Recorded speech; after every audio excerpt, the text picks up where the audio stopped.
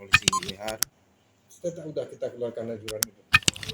Syederalon Pemkab Nagan Raya telah menetapkan jam kerja bagi PNS atau ASN dan THL atau tenaga harian lepas selama bulan Ramadan.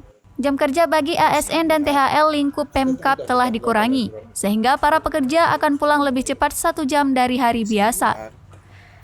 Sekda Nagan Raya, Ardi Marta mengatakan, arahan Bupati Nagan Raya yang ditujukan kepada semua SKPK di lingkungan Pemkab itu dengan surat edaran Gubernur Aceh tertanggal 31 Maret 2022 tentang aturan jam kerja saat bulan puasa.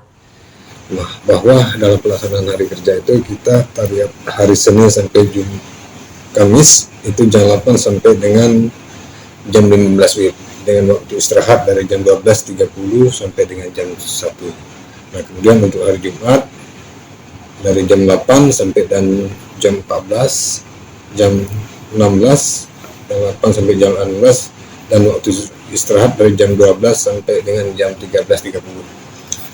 Sanksi ada Pak? Kalau apabila ada PNS kan melanggar. Untuk tahu kita berikan sanksi. Kita sekarang melaksanakan jam kerja ini sesuai dengan aturan yang ada. Nah, nanti kita akan potong nanti di TPP-nya nanti bisa kita tetap lakukan. Terus untuk kegiatan hari-hari sama Pak? Kerja mereka PNS sendiri selama Ramadan? Sama-sama. Ada bedanya dengan yang hari-hari sebelumnya, cuman bedanya sedikit waktu pulangnya ini lebih awal. Yang sebelumnya itu jam 5 sore, sekarang jam 3 sore. Jam kerja selama Ramadan yakni Senin hingga Kamis masuk pukul 8.00 waktu Indonesia Barat dan pulang pukul 15.00 waktu Indonesia Barat.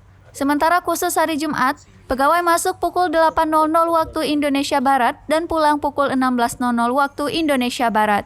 Dari Sukamakmur, Rizwan, Serambi On TV.